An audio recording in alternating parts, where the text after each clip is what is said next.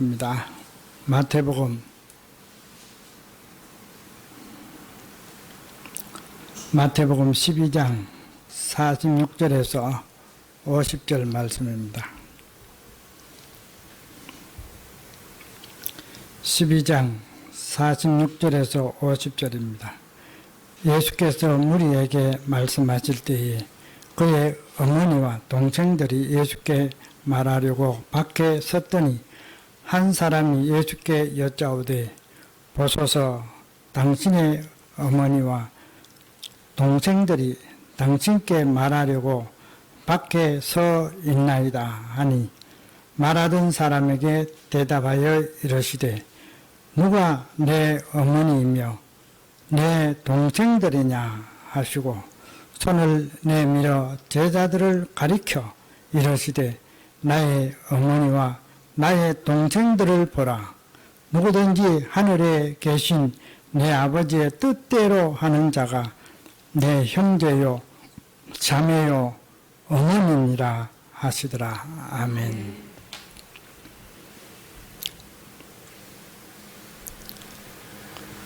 교회는 하나님이 만드신 단체입니다.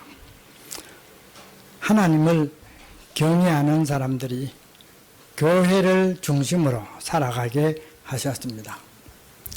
구약시대 이스라엘 사람들이 성전을 중심으로 살아갔듯이 신약시대는 교회를 중심으로, 예수 믿는 사람들이 교회를 중심으로 살아가게 하셨습니다. 교회는 그리스도인들의 삶의 센터 역할을 하고 있습니다. 교회에서 복음을 전하고 또 새신자를 양육하고 병든 자를 치료하고 어려운 이웃들을 봉사하고 또 영적인 신령한 힘을 공급받는 그런 것을 교회에서 하고 있습니다. 어떤 사람이 교회를 주유소에 비유하기도 했죠. 자동차가 주유소에서 기름을 가득 채워서 돌아다니다가 기름이 떨어질 즈음에 다시 주유소로 돌아와서 기름을 채우는 것입니다. 자동차가 주유소에 가기 싫어한다면 어떻게 되겠습니까? 차를 운행할 수가 없게 되는 것입니다. 그리스도인들에게 있어 교회는 주유소와 같다, 그렇게 누가 비유하기도 했습니다. 요즘 우리는 주일마다 교회에 대해서 생각을 하고 있습니다. 오늘은 세 번째로 교회의 특징에 대해서 생각을 해보고자 합니다. 교회는 세상에 있는 여러 단체들 가운데 어떤 특징이 있느냐, 그것을 잘 이해할 필요가 있습니다. 예수님이 사람들을 모아놓고 하나님의 말씀을 가르치고 있을 때였죠. 예수님의 어머니와 형제들이 와서 예수님의 말씀이 끝나기를 기다리고 있었습니다. 가족들은 거기 모인 사람들처럼 예수님의 말씀을 듣기 위해서 온 것이 아니죠. 구경하러 온 것도 아닙니다. 어떤 목적을 가지고 거기에 왔습니다. 무슨 목적을 가지고 왔습니까? 예수님을 집으로 데려가기 위해서 왔습니다. 왜 집으로 데려가려고 했습니까? 아래 말씀, 다음 말씀을 보면은 짐작할 수가 있겠습니다. 우리 오늘 읽은 본문 말씀 앞에 마태복음 12장 22절을 좀 보여주실까요? 마태복음 12장 22절.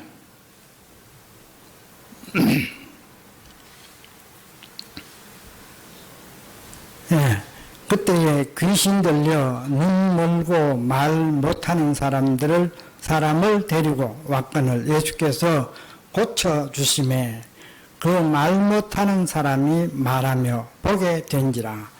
우리가 다 놀라 이르되 이는 다윗의 자손이 아니냐 하니 바리새인들은 듣고 이르되 이가 귀신의 왕 바알세불을 힘입지 않고는 귀신을 쫓아내지 못하느니라 하거늘.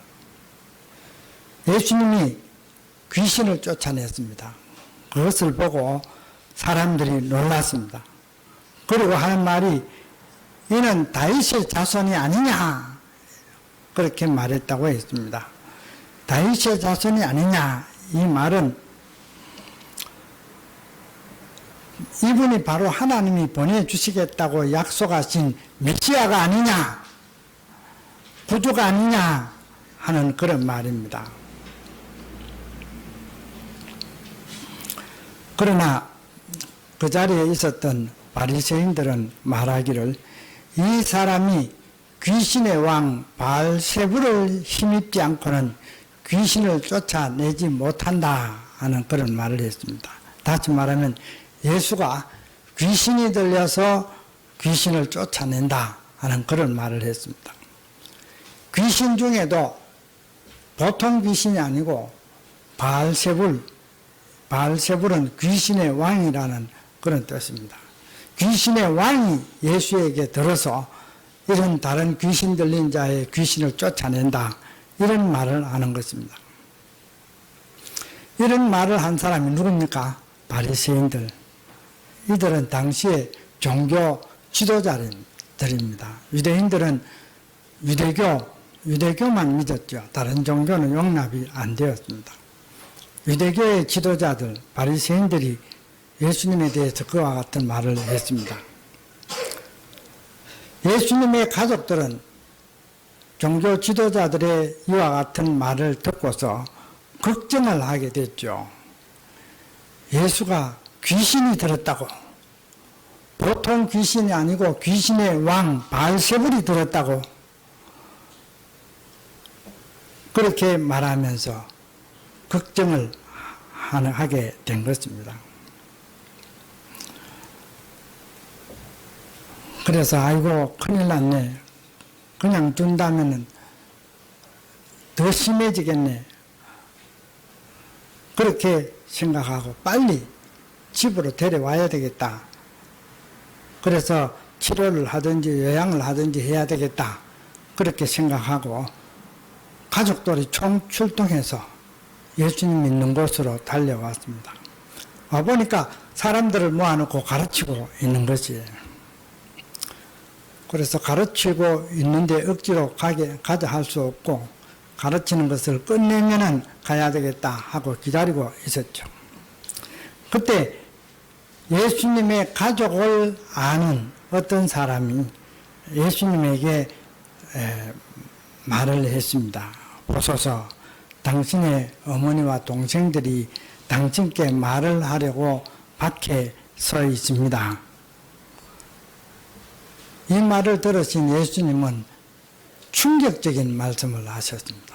충격적인 말씀. 48절 오늘 본문 다시 한번 보여주세요.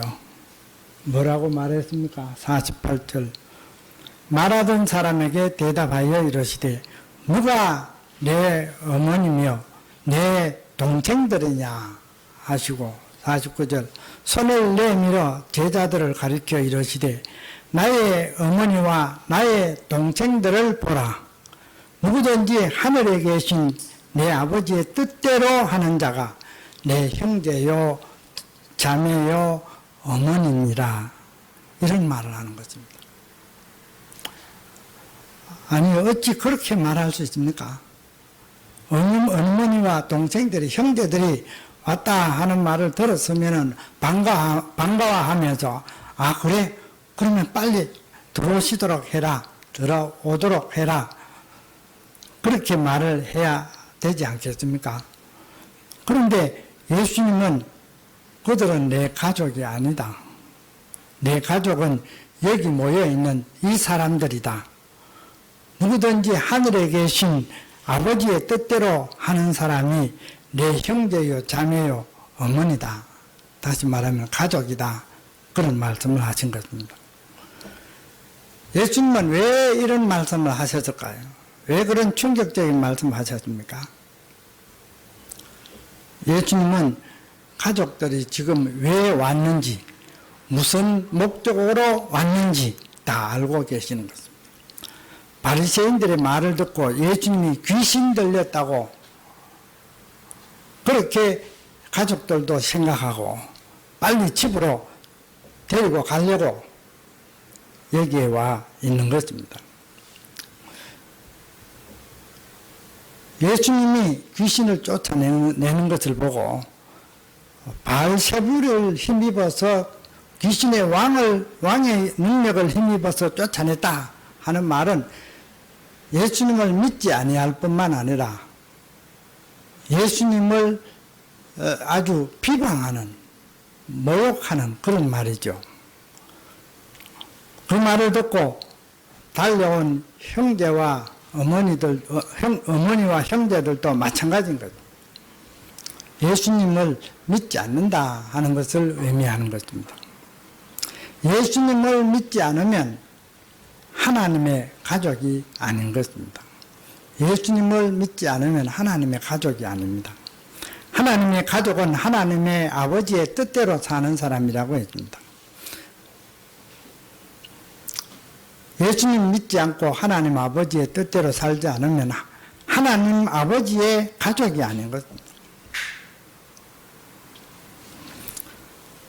예수님은 자기 앞에 앉아 있는 사람들, 예수 믿고 하나님의 뜻대로 사는 제자들을 가리키면서 이 사람들이 바로 하나님의 가족이고 내 가족이다 하는 그런 말씀을 하는 겁니다.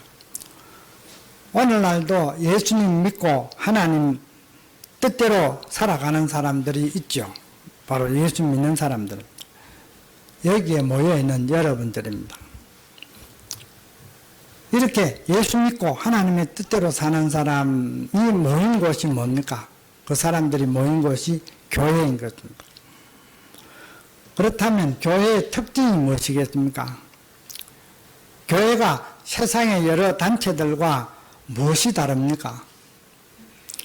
교회의 특징을 여러 가지로 말할 수가 있지만 이 시간에는 세 가지만 말씀을 드리고자 합니다.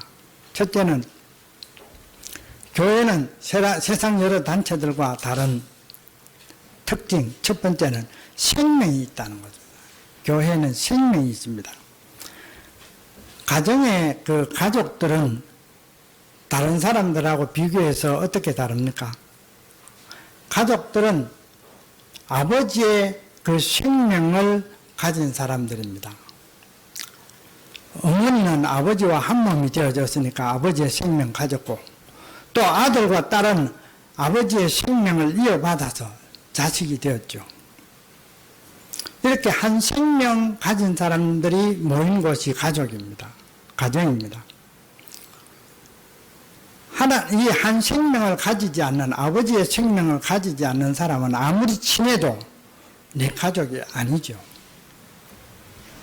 생명이 같으면 가족이고 생명이 다르면 가족이 아닌 것입니다.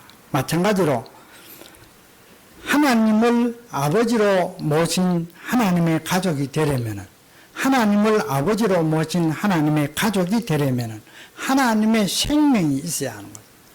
하나님의 생명.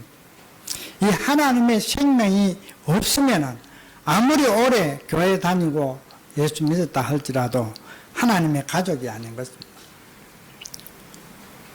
육신의 가족은 잠시 세상에 같이 살아가지만 하나님의 가족은 하나님과 더불어 영원히 사는 것입니다. 그래서 진정한 가족은 하나님의 가족입니다. 교회는 하나님의 생명을 가진 사람들의 모임입니다. 예수 믿으면 하나님이 그 믿는 사람에게 하나님의 생명을 주시는 것입니다. 예수 안 믿으면 하나님의 생명이 없고 하나님의 뜻대로 살아갈 수가 없는 것입니다. 하나님의 뜻대로 살지 못하면 어떻게 삽니까? 하나님 무시하고 말씀 무시하고 자기 마음대로 살아가게 되는 것입니다. 교회는 하나님의 생명이 있는 단체입니다. 그러나 교회라고 다 똑같은 것은 아니지요. 좋은 교회가 있는가 하면은 안 좋은 교회도 있습니다. 어떤 교회가 좋은 교회고 어떤 교회가 안 좋은 교회입니까? 그 차이는 교인 숫자의 차이에 있지 않죠. 교회의 숫자가 많으면 좋은 교회고 적으면 안 좋은 교회다. 그렇게 말할 수가 없습니다. 건물을 얼마나 잘 지었느냐, 건물이 있느냐 없느냐, 이런 것이 좋은 교회, 안 좋은 교회, 그런 것이 구분할 수가 없습니다. 이런 것으로 구분이 안 됩니다. 헌금을 얼마나 많이 하느냐, 헌금 액수에 따라서 좋은 교회, 안 좋은 교회, 그렇게 구분할 수도 없습니다. 좋은 교회와 안 좋은 교회의 차이, 그 차이는 생명에 있습니다. 생명이 있는 신자들이 얼마나 있느냐, 거기에 달려 있습니다. 생명이 있는 성도가 대부분의 교회는 비록 사이즈는 작을지라도 생명 있는 성도들이 대부분이다. 그러면 그런 교회는 좋은 교회예요. 그러나 사람은 수천 명, 수만 명 모이는데 생명 있는 교인이 숫자가 몇 명 안 된다.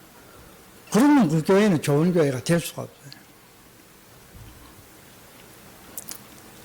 교회 크고 작고 그런 것이 좋은 교회, 안 좋은 교회 구분할 수가 없고, 무엇을 보고 구분이 된다고요? 생명. 그러므로 좋은 교회가 되려고 하면 어떤 성도가, 어떤 교인들이 많아져야 하겠습니까? 생명 있는 교인들이 많아져야 하는 것입니다. 생명이 있는 사람하고 생명이 없는 사람,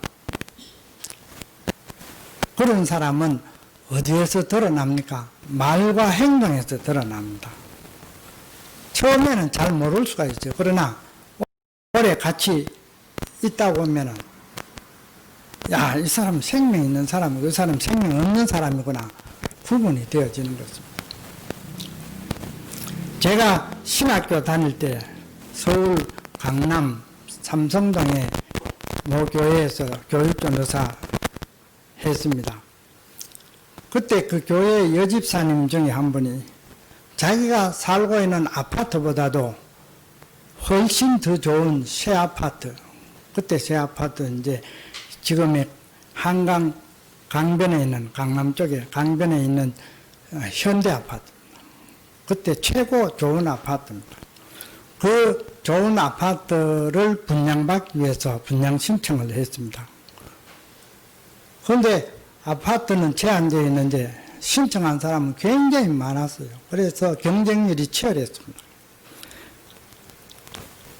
그 집사님은 아파트 분양 신청을 한 이후로부터 그 아파트 당첨되게 해달라고 평소에 안 나오던 새벽기도까지 열심히 몇 달 동안 나와 간절히 기도했습니다. 그런데 그렇게 간절히 새벽마다 나와서 기도하고 했는데도 추첨해서 떨어졌어요. 그 집사님은 충격을 받고 그 다음 주일부터 교회에 안 나오는 겁니다. 교회 집사락하는 사람이에요. 그렇게 간절히 기도했는데 도와주지 않는 그런 하나님 나는 안 믿겠다는 거예요. 그 집사님에게 생명이 있습니까? 그렇게 행동하는 집사님이 생명이 있습니까? 없어요. 생명이 있는 사람이라면 추첨에 떨어져도 하나님 감사합니다. 하나님의 뜻대로 하겠습니다. 순종하겠습니다. 그래야 되죠. 그런데 떨어졌다고 교회 안 나와.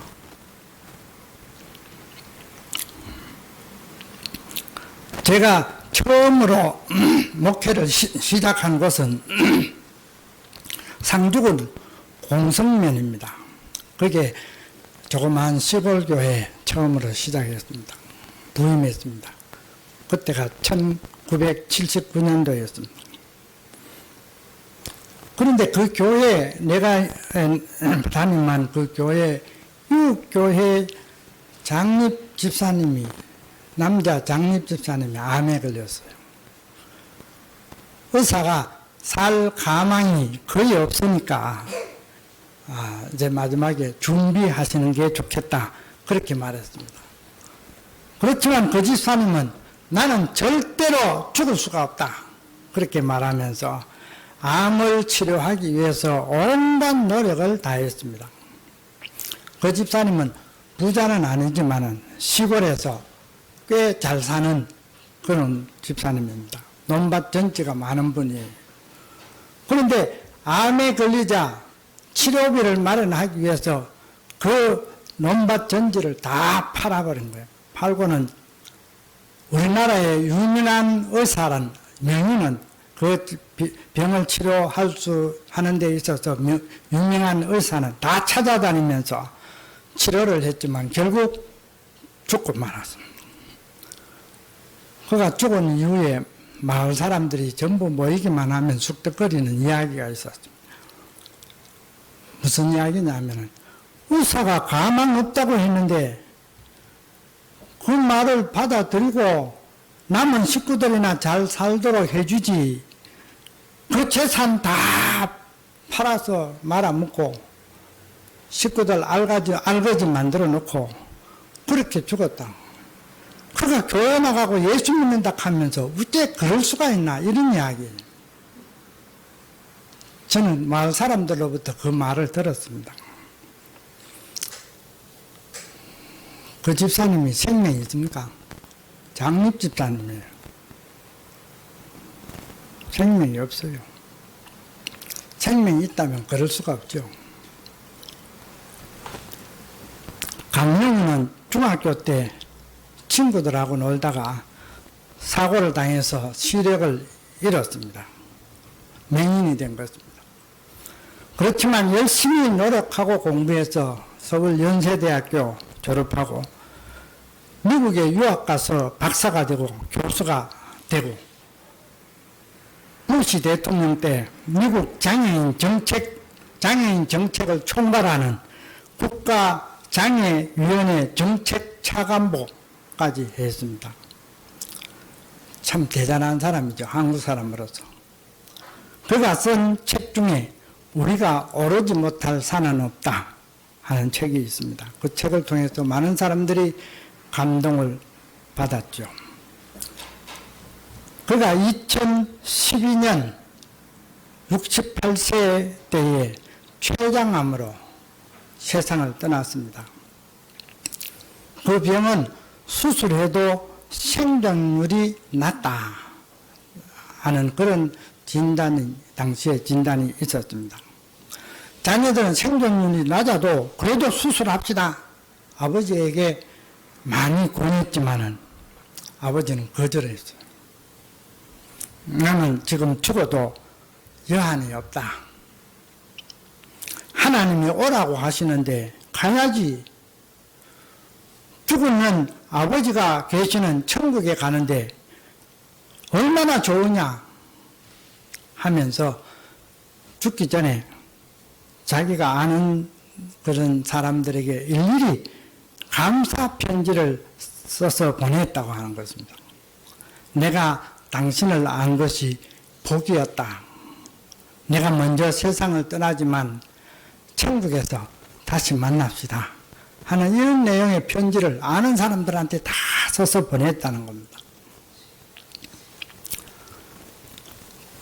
강영우 박사에게 생명이 있습니까?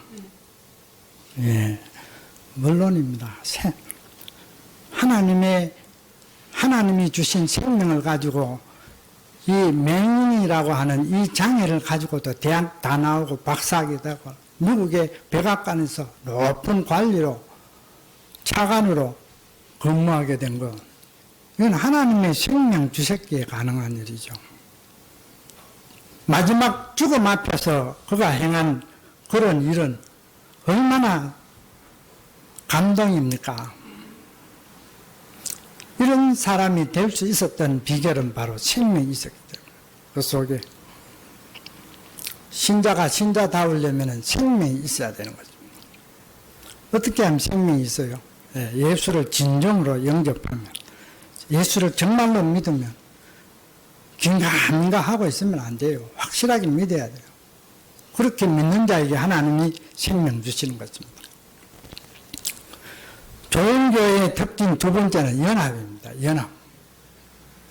교회 성도들은 예수님을 중심으로 하나로 연합되어 있습니다. 왜냐하면 같은 생명을 가졌기 때문입니다. 예수님도 하나님의 생명 갖고 있고 예수 믿는 신자들도 다 하나님의 생명을 갖고 있기 때문에 연합을 할 수가 있는 것입니다. 머리는 예수님이고 머리에 이 몸에 달린 지체들은 다 예수 믿는 성도들인 것입니다. 바울은 교회를 이 사람의 그 몸에다가 비유했습니다. 머리는 예수님, 그리고 눈, 코, 귀, 이래 손발, 손가락, 발가락 전부 다 몸에 달린 지체, 이 지체는 예수 믿는 교회 성도들로 그렇게 비유한 것입니다. 그래서 이 몸에 필요 없는 거 있습니까? 머리카락도 필요 있죠. 머리카락 없으면 머리 대머리인 사람은 머리카락 한 개 100만 원 준다고 해도 이렇게 다 여기에 심고 싶다. 그런 말을 하더라고요. 코 없으면 안 되죠. 귀 없으면 안 돼요. 이빨 다 필요해요. 눈에 보이는 것도 있지만 눈에 안 보이는 폐, 간, 위장, 심장 다 중요한 거예요. 하나도 몸에 필요 없는 거 없어요. 마찬가지로 교회에 나오는 성도들은 다 지체로서 다 귀하고 다 중요하다. 다 필요한 분들이다. 그런 뜻으로 바울이 교회 성도들을 몸의 지체로 비유한 것입니다.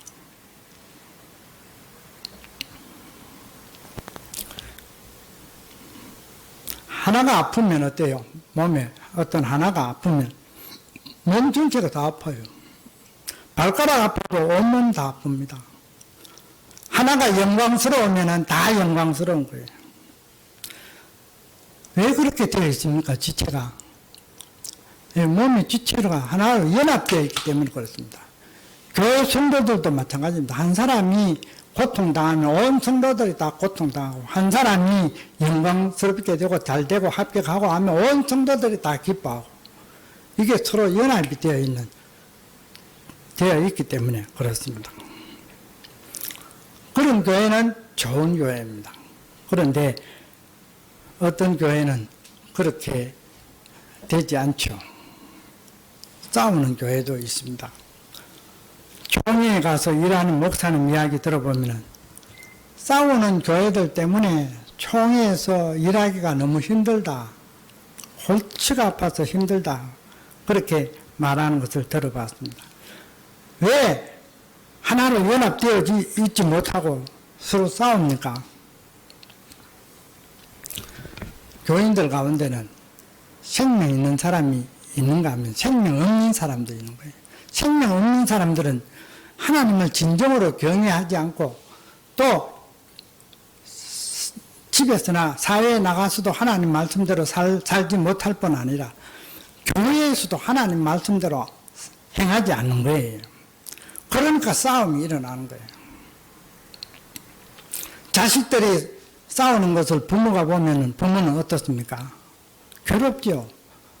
마찬가지로 하나님의 아들과 딸들이 서로 패가 나눠져서 싸우는 것을 하나님이 보시면 어떨까요?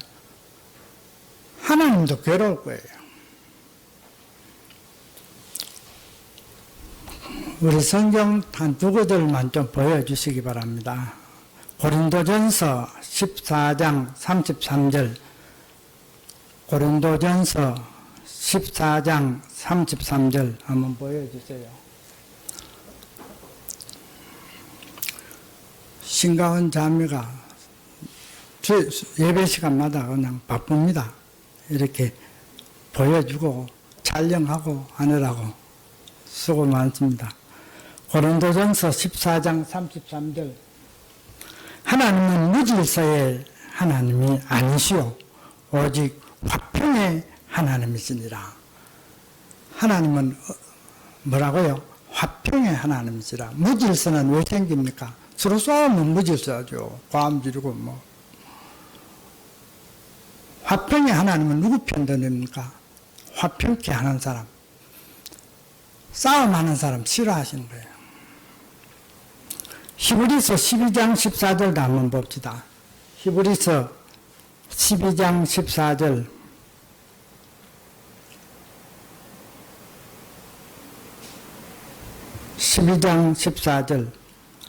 모든 사람과 더불어 화평함과 거룩함을 따르라. 이것이 없이는 아무도 주를 보지 못하리라. 화평을 위해서 또 거룩함을 위해서 그렇게 살지 아니하면 천국 못 간다. 주님 보지 못한다. 주님의 은혜 받지 못한다. 그런 말이죠. 그러면은 성도들은 교회에서 신앙생활하면서 어떻게 해야 될까요? 예, 화평하기를 힘써야 되는 거예요. 싸움의 원인이 되면 안 됩니다. 어떤 교회 장로님 이야기를, 자기 교회는 장로님들이 모이기만 하면 싸운다. 장로님들이 싸운대요. 그러면 좋은 교회라고 할 수 없죠. 아무리 많이 모아도. 작은 교회가 아니에요. 큰 교회인데도 그래요. 우리 교회는 당회 대신에 운영위원회 모이고 있죠. 운영위원회에서 회의하고 의논하고 결정을 하게 됩니다. 그런데 운영위원회 지금까지 모이면서 한 번도 운영위원회에서 과음치고 싸움하는 거 없었어요. 봤습니까? 있었습니까? 없었어요. 김민덕 장로님은 장로님으로서 참 성품이 온유하고 덕이 있는 분입니다. 늘 화평을 위해서 애쓰시는 분입니다. 김명덕 장로님 이름이 명덕이죠. 명은 무슨 자인지 압니까? 한자 밝을 명이에요. 덕은 큰 덕. 그러니까 덕을 세우는데 밝은 분이에요. 그러니까 막 화평케 하시는 그런 장로는 있습니다. 좋은 교회는 화평한 교회고 안 좋은 교회는 싸우는 교회입니다. 대형교회를 겪어본 그런 목사님들, 우리 교회에 와서 뭐 좀 있어본, 겪어본 그런 목사님들, 수련회를 했거나 또는 뭐 세미나 강사로 왔거나 했는 분들 갈 때 저한테 우리 교회에 대한 느낌을 종종 이야기하는 것을 들었습니다. 그 느낌은 뭔지 아십니까?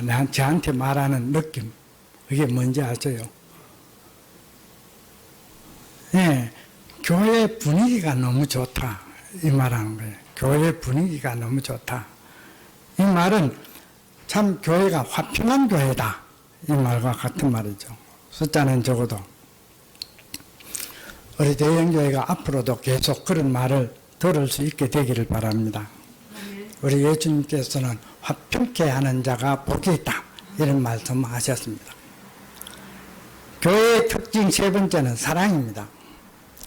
교회는 별명이 사랑의 공동체입니다. 사랑의 공동체. 그래서 사랑이 없는 교회는 교회가 아닌 것입니다. 요한계시록에 보면 예수님은 에베소 교회 성도들이 이단자들로부터 믿음을 잘 지켰다 하는 칭찬을 들었습니다. 또 칭찬만 하신 것이 아니고 책망도 하셨죠.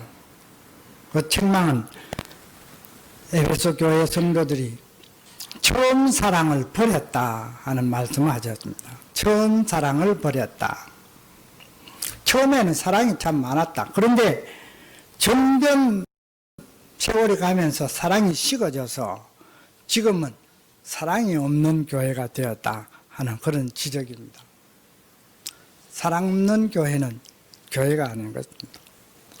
바울 사도는 갈라디아서를 통해서 그리스도인에게 꼭 있어야 할 세 가지를, 핵심적인 단어 세 가지를 말했습니다. 꼭 있어야 될 세 가지, 그리스도인들에게 있어야 될 거. 첫째는 자유, 두 번째는 사랑, 세 번째는 성령이라고 했습니다. 먼저 자유입니다. 자유. 교회는 자유가 있어야 돼요. 갈라디아서 5장 1절에 보면 그리스도께서 우리를 자유롭게 하려고 자유를 주셨으니 그러므로 굳건하게 서서 다시는 종의 멍에를 매지 말라, 이런 말을 했습니다. 우리 예수님께서 우리에게 구원을 주셨죠. 이 구원을 주신 이유는 우리에게 자유를 주신 것이라고 했습니다. 왜냐하면 마귀에게, 예수 믿지 않을 때는 마귀에게 종노릇하고 있는 거예요. 자유가 없는 거예요. 그런데 주님이 우리에게 자유를 주셨다고 하면서 다시 종이 되지 말라, 그런 말씀을 하신 것입니다. 유대인들은, 예수님 당시나 그 이전에 유대인들은 자유가 없었어요. 어디에 매여 있었습니까? 자유가 없고 어디에 매여 있었어요? 율법에 매여 있었어요. 율법을 지키려고 몸부림치지만은 다 지키지도 못하고 그냥 고생만 하고 수고만 하고 있었어요. 그래서 우리 예수님이 그들에게 하신 말씀이 수고하고 무거운 짐진 자들아 다 내게로 오라, 내가 너희를 쉬게 하리라. 이 말은 너희에게 이 무거운 짐에서 해방을 주겠다, 자유를 주겠다 하는 그런 말씀입니다. 예수 믿으면 자유를 얻게 되는 겁니다. 마귀의 세력으로부터 자유, 율법으로부터의 자유, 참 자유를 누리는 그런 삶을 살게 되는 것입니다. 하나님이 원래는 다 자유롭게 자유를 누리며 살도록 지어졌는데 죄를 지으면서, 인간이 죄를 지으면서 그만 죄의 종로로 하게 되는 것입니다. 우리가 자유를 얻었다고 해서 이 자유를 가지고 육체의 기회를 삼아서는 안 된다 하는 말씀을 우리 예수님이 하셨죠. 바울 사도는 말했습니다. 육체를 기회로 삼지 말라. 이 말은 육체의 욕망을 따라서 살지 말라 하는 말과 같은 말입니다. 육체의 욕망이 무엇입니까? 육체의 욕망, 부패 타락한 욕망입니다. 이런 욕망으로부터 자유를 얻었다고 해서 이런 욕망을 따라서 살면 안 된다 이 말이에요. 그런 부패 타락한 인간의 그 욕망을 따라 살면 이거는 자유가 아니고 방종이에요, 방종. 바울은 자유로 육체의 기회를 삼지 말고 오직 사랑으로 서로 종로로 타라, 이런 말을 했습니다.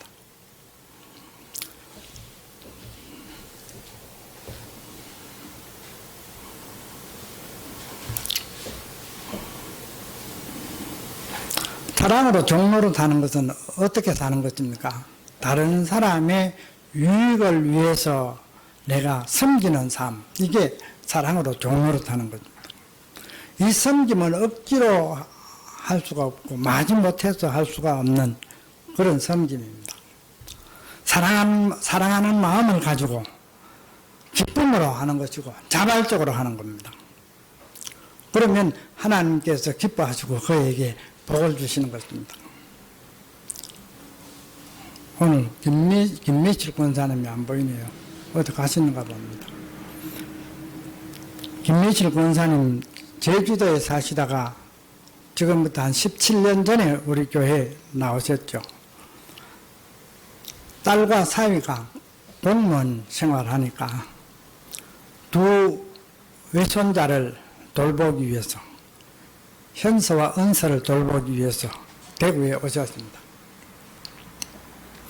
대구에 오신 이후에 딸과 사위가 우리 교회에 나오고 있었으니까 우리 교회에 나오셨죠. 우리 교회에 나온 이후 우리 권사님, 김미실 권사님은 얼마 안 있어서 교회 청소를 내가 다 하겠다, 그렇게 자청을 했습니다. 교회 청소를 자청한 이후에 거의 17년 지난 오늘날까지 주간에 나와서 하십니다. 집이 어디십니까? 상인동입니다. 버스로 오면 1시간 이상 걸리죠. 근데 매주 화요일이나 수요일에 꼭 나와서 청소를 하고 돌아갑니다. 날씨가 추우나 더우나 비가 오나 눈이 오나 몸이 아파도, 심지어 몸이 아파도 안 빠지고 일하십니다. 한 번은 영하 10도 이하로 떨어져서 강추위가 왔는데 교회 청소하러 가겠다 하면서 나서더래요. 그래서 딸이 어머니 보고 말했습니다. 이번 주는 너무 추우니까 좀 교회 청소 한 주 좀 가지 말아라고 말렸습니다. 그래도 안 된다 하면서 교회 가는 것을 딸이 보고서 이런 말을 했다는 거죠. 엄마는 대형교회 청소에 목숨을 걸었다. 청소뿐만 아니죠. 주방팀장을 맡아서 주방 일에도 앞장서고 있습니다. 김미실 권사님 올해 몇 세인지 아세요? 연세가 77세입니다. 조금 있으면 80세가 됩니다. 원래부터 그렇게 건강했습니까? 아니죠. 김미실 권사님이 암 수술 2번이나 한 것 여러분 아십니까? 유방암, 자궁암 2번 하면서 항암 치료 많이 했습니다. 그렇게 오랫동안 항암 치료하고 암 2번이나 그렇게 하면은 몸이 쇠약할 대로 쇠약하죠. 그런데도 교회 열심히 그렇게 일하시니까 권사님이 늘 하는 말이 이전보다 많이 건강해졌단 말합니다. 하나님께서 나에게 교회 일 열심히 하니까 건강 주시더라 이런 간증을 늘 하죠. 이런 일을 목사가 권사님 교회 청소하세요 그렇게 말한다고 하겠습니까? 안 하죠. 사례비를 줘도 활동하겠습니다. 그런데 그런 것 없이 자원해서 기쁨으로 합니다. 이것이 바로 무엇입니까? 사랑으로 섬기는 것입니다. 사랑으로 섬기는. 그래서 오늘 우리 성도들에게 서로 피차 사랑으로 섬기라 말하는 것입니다. 하나님께서는 우리에게 자유를 누리라 말씀하시고 사랑으로 섬기라 말씀하시고 또 하나 더 말씀하셨죠. 이 자유를 누리고 또 사랑으로 섬기는 일은 내가 결심해서 할 수가 없습니다. 오늘부터 내가 자유를 누리자, 오늘부터 사랑으로 섬기자 결심한다고 안 되죠. 결심하면 뭐 며칠이나 혹은 몇 달은 좀 할 수 있습니다. 그러나 김병실 권사님처럼 오랜 세월 동안에 한결같이 그렇게 하기는 쉽지 않죠. 근데 그런 사랑으로 섬기는 일은 내 힘으로 안 된단 말이죠. 내 힘으로 안 되면 어떻게 되는 것입니까? 갈라디아서 3장 5절에 보면 너희에게 성령을 주시고 너희 가운데서 능력을 행하시는 이 일이 율법의 행위였으냐 듣고 믿음이었으냐 하는 말이 있습니다. 너가 듣고 복음을 듣고 믿어서 믿는 자에게 하나님 무엇을 주세요? 성령을 주셨어요. 성령을 주시고 능력으로 행하신다 그런 말씀하십니다. 그러니까 사랑으로 섬김도 성령 받은 사람 이걸 다르게 표현하면 무엇입니까? 아까 제가 말한 대로 생명을 받는 거예요. 생명을 받아서 성령 받아서 내 안에 계신 성령님이 내가 그것을 감당할 수 있도록 능력을 주시면 사랑의 섬김도 가능하다. 그렇죠? 오랜 세월 동안도 가능하다. 아니 일평생도 가능한 거예요.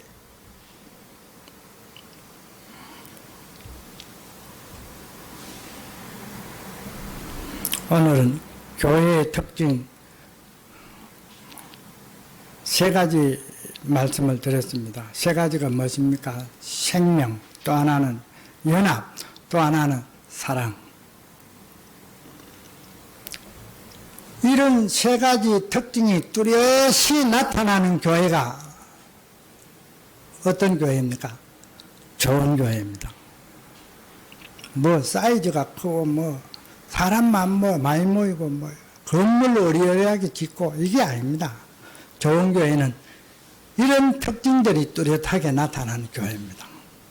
우리 대형교회가 앞으로도 주님 오시는 그날까지 이런 특징들이 뚜렷이 나타나는 좋은 교회 되어지기를 간절히 소원합니다. 아멘. 620장 찬송하겠습니다.